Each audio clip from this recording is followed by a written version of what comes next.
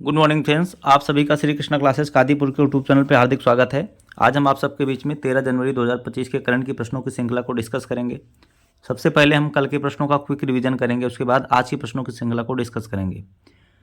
अगर आप सभी चैनल पर नए हैं तो चैनल को सब्सक्राइब करें, ज़्यादा से ज़्यादा लोग पास शेयर करें। यदि वीडियो पसंद आया तो लाइक करिए और जो भी कमेंट में सुझाव और शिकायत हो आप कमेंट बॉक्स में लिख सकते हैं। चलिए शुरू करते हैं। सबसे पहले हम कल के प्रश्नों का रिवीजन करेंगे। तो कल के दिन का हमारा पहला प्रश्न था, हाल ही में मानव तस्करी जागरूकता दिवस कब मनाया गया? तो 11 जनवरी को। हाल ही में किस देश के राष्ट्रपति भारत की यात्रा पर आएंगे? तो सिंगापुर। हाल ही में एशिया की सबसे बड़ी सैलो वेब बेसिन अनुसंधान सुविधा की खोज किसने की? तो आईआईटी मद्रास। हाल ही में प्रतीश नंदी का हार्ट अटैक से निधन हो गया, वह किस क्षेत्र से जुड़े थे? इसका जवाब हो जाएगा फिल्म जगत। हाल ही में किसने भारत में अस्थमा की जांच के लिए सिपियर ऐप विकसित किया है? इसका जवाब हो जाएगा Cipla. Indian open badminton tournament कहाँ खेला जाएगा? तो नई दिल्ली में खेला जाएगा।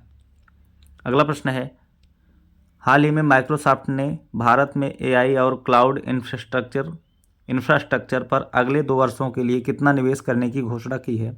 इसका जवाब हो जाएगा $3 बिलियन। संयुक्त राष्ट्र की रिपोर्ट के अनुसार 2025 में भारत की आर्थिक विकास दर क्या रहेगी? इसका जवाब हो जाएगा 6.6%। हाल ही में जारी हेनले पासपोर्ट इंडेक्स में भारत किस स्थान पर रहा? तो भारत 85 नंबर पर रहा। हाल ही में भेल ने किस देश में जल विद्युत परियोजना चालू की है? इसका जवाब हो जाएगा भूटान। हाल ही में किस देश में माउंट ईबू ज्वालामुखी फटा है? इसका जवाब हो जाएगा इंडोनेशिया। हाल ही में किस भाषा को आधिकारिक रूप से शास्त्रीय भाषा का दर्जा मिला? इसका जवाब हो जाएगा मराठी। ठीक है, ये रहे हमारे कल के दिन के प्रश्न। आप सभी ने कल का वीडियो यदि नहीं देखा है तो जाकर के प्लेलिस्ट से देख सकते हैं। आइए शुरू करते हैं आज के प्रश्नों की श्रृंखला को। तो आज के दिन का हमारा पहला प्रश्न है, हाल ही में राष्ट्रीय युवा दिवस कब मनाया गया? तो इसका जवाब हो जाएगा 12 जनवरी।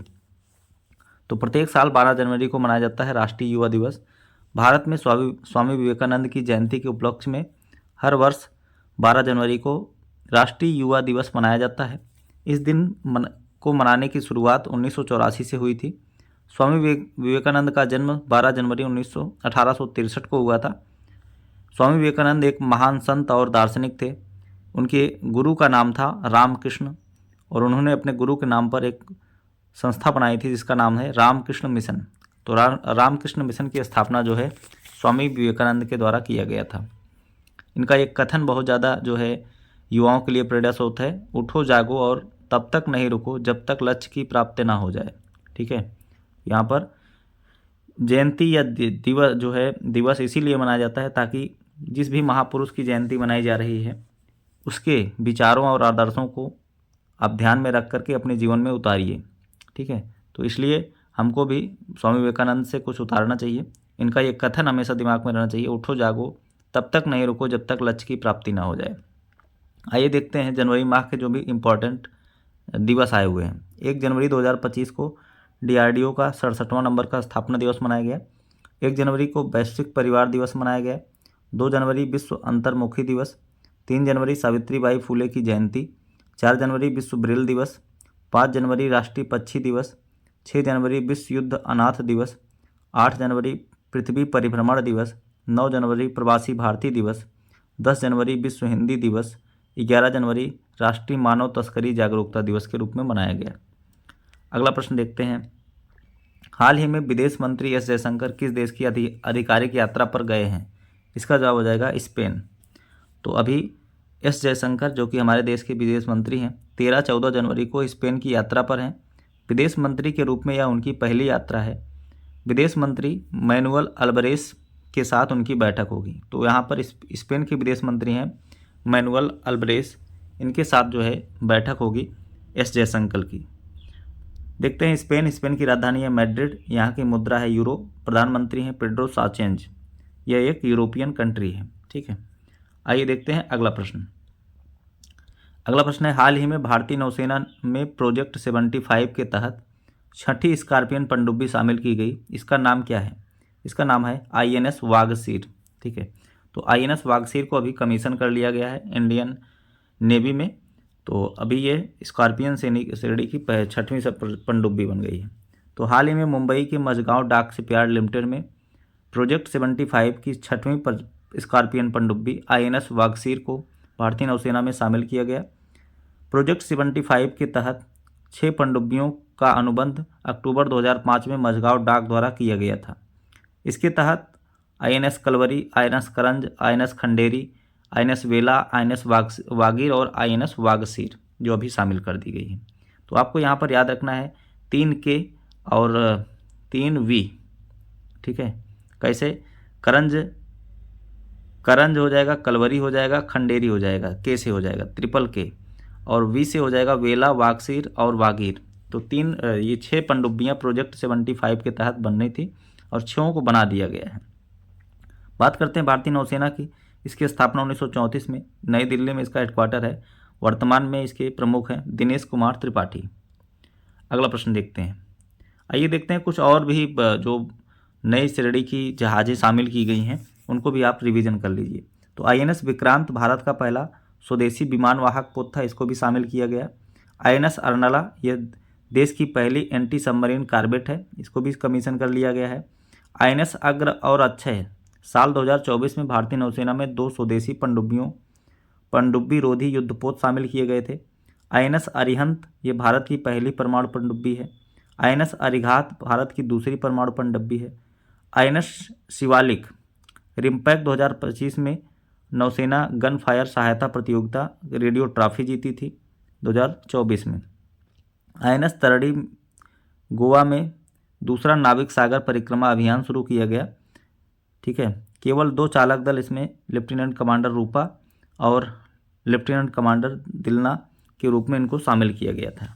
INS तरड़ी भारतीय नौसेना में शामिल दूसरा सबसे बड़ा स्वदेशी सर्वे पोत INS निर्देशक है, ठीक है। और पहला कौन था? INS संध्या।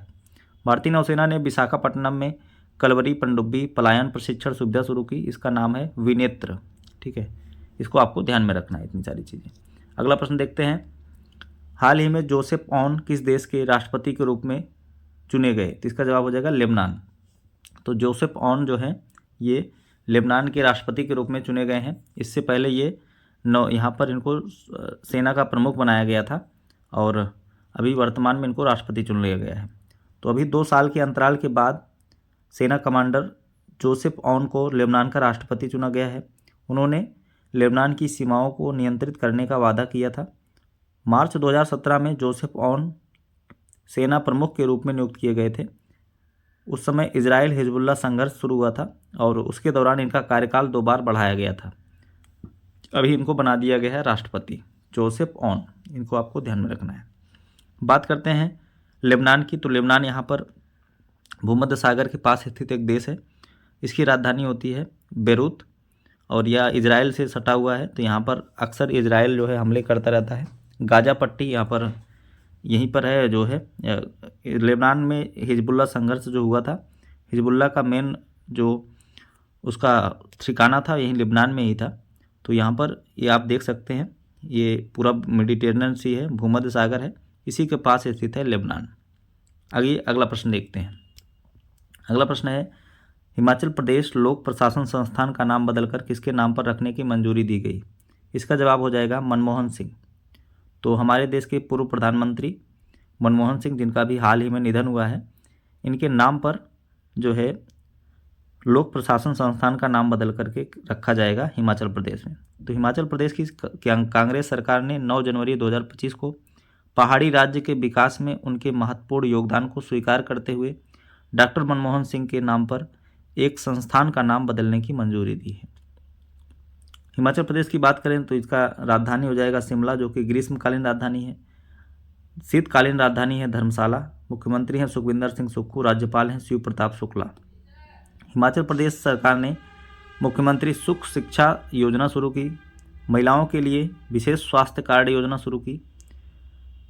हिमाचल प्रदेश में महिलाओं के लिए विवाह की न्यूनतम आयु 18 से बढ़ाकर 21 कर दिया गया। हिमाचल प्रदेश में शिमला के जुगना में 16 अक्टूबर को फ्लोइंग फेस्टिवल का आयोजन किया गया। ड्रोन नीति को लागू करने वाला पहला राज्य बना है हिमाचल प्रदेश। राज्य सरकार द्वारा हाटी समुदाय को अनुसूचित जनजाति का दर्जा दिया गया है। ये सभी चीज़ें आपको हिमाचल से याद रखना है। अभी देखिए हाल ही में कुछ नाम बदले गए हैं, इनको भी हम रिवीजन करते हैं। जैसे बिहार में सुल्तानगंज रेलवे का स्टेशन का नाम बदल करके अजबैगीनाथ धाम कर दिया गया है। ट्रेन 18 का नाम बदल करके वंदे भारत एक्सप्रेस कर दिया गया है। अयोध्या रेलवे स्टेशन का नाम अयोध्या धाम जंक्शन कर दिया गया है। यस 400 का नाम बदलकर सुदर्शन कर दिया है। केरल का नाम बदलकर केरलम। पुरानी संसद भवन का नाम संविधान सदन कर दिया गया है। सौराष्ट्र क्रिकेट स्टेडियम का नाम बदल करके निरंजन शाह स्टेडियम। मुगल गार्डन का नाम अमृत गार्डन। अहमदनगर का नाम अहिल्याबाई नगर कर दिया गया है। Moplah international airport Manohar Parrikar airport कर दिया गया है। हैरिक पार्ट जो है ऑस्ट्रेलिया में स्थित है, हैरिक पार्क है यहाँ पर होना चाहिए। हैरिक पार्क ऑस्ट्रेलिया में है, जिसका नाम लिटिल इंडिया कर दिया गया है। अल मिनहाद जो कि यूएई का एक शहर है, इसका नाम जो है इंडियन शहर कर दिया गया है। ठीक है, हिंद शहर, इसका नाम हिंद शहर कर दिया है। अल मिनहाद जो कि यूएई का एक शहर है, यहाँ हैंड नहीं हिंद होगा। आइए देखते हैं अगला प्रश्न। अगला प्रश्न है, उत्तर प्रदेश के मुख्यमंत्री योगी आदित्यनाथ ने किस शहर में ऑल इंडिया रेडियो के विशेष कुंभवाड़ी चैनल का उद्घाटन किया? इसका जवाब हो जाएगा प्रयागराज। तो अभी प्रयाग में महाकुंभ जो है शुरू होने वाला है, आज से हो जाएगा यहाँ पर शुरू। आज नहीं, आज 13-14 तारीख से यहाँ पर महाकुंभ की शुरुआत हो जाएगी। तो मुख्यमंत्री योगी आदित्यनाथ ने प्रयागराज के दौरे पर हैं वर्तमान में। उसके दूसरे दिन सर्किट हाउस में महाकुंभ के अवसर पर प्रसार भारती के एफएम चैनल कुंभवाड़ी का उद्घाटन किया। तो इन्होंने 10 जनवरी 2025 को इसका उद्घाटन किया है प्रयागराज में। ठीक है, आइए देखते हैं कुछ इम्पॉर्टेंट फैक्ट्स उत्तर प्रदेश के बारे में। उत्तर प्रदेश की राजधानी है लखनऊ। मुख्यमंत्री हैं योगी आदित्यनाथ। राज्यपाल हैं आनंदीबेन पटेल। नेशनल पार्क है दुधवा राष्ट्रीय उद्यान, Pilibhit tiger reserve, Ranipur wild life sanctuary, ये सभी स्थित हैं उत्तर प्रदेश में। राजकीय पशु है बारहसिंगा, राजकीय पक्षी है सारस। लोकसभा सीटों की संख्या 80 है, राज्यसभा सीटों की संख्या 31, विधानसभा 403, विधान परिषद 100 सीटें हैं। अब देखते हैं, उत्तर प्रदेश सरकार ने राज्य में विशिष्ट शिक्षा जोन बनाने का योजना बना रहा है। उत्तर प्रदेश में सारस पक्षी की आबादी बढ़कर 19,918 हो गई है। रामनगरी अयोध्या जो है वाराणसी को पीछे करते हुए उत्तर प्रदेश का सर्वश्रेष्ठ पर्यटक स्थल बन गया है। अब अपर्णा यादव को उत्तर प्रदेश की महिला आयोग की उपाध्यक्ष बनाया गया है। उत्तर प्रदेश का पहला सोलर सिटी अयोध्या बना है। देश की पहली गौ अभ्यारण्य उत्तर प्रदेश में बनेगी। उत्तर प्रदेश ने पीएम मित्रा पार्क लखनऊ में और हरदोई में बनाने का निर्णय लिया है। 24 जनवरी को उत्तर प्रदेश का स्थापना दिवस मनाया जाता है। केंद्र सरकार ने तराई हाथी रिजर्व को मंजूरी दी। देश का 53वां tiger reserve Ranipur tiger reserve बना, जो कि चित्रकूट में है। गौ हत्या के खिलाफ ऑपरेशन कन्वेंशन उत्तर प्रदेश में शुरू किया गया। बंदरों के लिए समर्पित बंदर वन उत्तर प्रदेश सरकार बनाने का निर्णय लिया है। एशियाई किंग वल्चर यानी गिद्ध संरक्षण प्रजनन केंद्र का उद्घाटन उत्तर प्रदेश के गोरखपुर में किया गया। संजय प्रसाद उत्तर प्रदेश के नए गृह सचिव बने। अभी टाटा पावर ने सोलर सिस्टम लिमिटेड ने उत्तर प्रदेश में हर घर सोलर पहल शुरू किया है। ठीक है, ये सभी चीज़ें आपको उत्तर प्रदेश से याद रखना है। अगला प्रश्न है, हाल ही में पूर्व राष्ट्रपति प्रणब मुखर्जी का स्मारक कहाँ बनेगा? इसका जवाब हो जाएगा दिल्ली में। तो केंद्र सरकार ने पूर्व राष्ट्रपति प्रणब मुखर्जी की स्मृति में नई दिल्ली में राजघाट परिसर में स्थित इस राष्ट्रीय स्मृति स्थल पर एक स्मारक स्थापित करने का निर्णय लिया है। ठीक है, आप लोग बताएंगे जो है डॉक्टर भीमराव अम्बेडकर का जो है स्मारक कहाँ पर है। ठीक है, डॉक्टर भीमराव अम्बेडकर का स्मारक कहाँ है। और कल स्वामी विवेकानंद जी का भी जयंती मनाई गई थी 12 जनवरी को, तो आप बताएंगे उनका भी स्मारक कहाँ है। भीमराव अम्बेडकर और स्वामी विवेकानंद दोनों महापुरुषों का स्मारक स्थल कहाँ पर है, आप लोग कमेंट बॉक्स में छापेंगे। अगला प्रश्न है, हाल ही में अमेरिका का कौन सा शहर भीषण आग की चपेट में है? इसका जवाब हो जाएगा कैलिफोर्निया। तो अमेरिका का कैलिफोर्निया राज्य भीषण जंगल की आग की चपेट में है। यहाँ का लॉस एंजल्स शहर आग से ज़्यादा प्रभावित हुआ है। ठीक है, अभी तक कम से कम 5 लोगों की मौत हो गई है और कई लोग घायल हैं। 2000 से ज़्यादा इमारतों को नुकसान पहुंचा है। करीब 1 लाख लोगों को विस्थापित करना पड़ा है। विस्थापित का मतलब है कि वो जगह छोड़ करके दूसरी जगह चले गए हैं। आग के चलते यहाँ आपातकाल की घोषणा की गई है। आग लगने के पीछे बारिश की कमी, सूखी लकड़ियाँ और तेज़ हवाओं को माना जा रहा है। ठीक है, आइए देखते हैं अगला प्रश्न। अगला प्रश्न है, हाल ही में राफेल तूफान से प्रभावित किस देश को भारत ने मानवीय सहायता भेजी है? इसका जवाब हो जाएगा क्यूबा। तो क्यूबा एक कैरिबियन देश है जो कैरिबियाई सागर में स्थित है, जो कि नॉर्थ अमेरिका और साउथ अमेरिका के बीच में स्थित है। तो यहाँ पर अभी राफेल तूफान आया था, यहाँ से प्रभावित लोगों को सहायता करने के लिए भारत ने कुछ दवाइयाँ और उनके लिए खाने की सामग्री भेजा है। क्यूबा की बात करें तो राजधानी हवाना, यहाँ की मुद्रा है क्यूबा पीसो, राष्ट्रपति हैं मिगुएल डियाज कैनल। ठीक है, अगला प्रश्न देखते हैं। हाल ही में प्रवासी भारतीय सम्मान पुरस्कार 2025 से किसे सम्मानित किया गया? इसका जवाब हो जाएगा डॉक्टर सैयद अनवर मुर्शीद। डॉक्टर सैयद अनवर खुर्शीद को सम्मानित किया गया है 2025 में प्रवासी भारतीय सम्मान।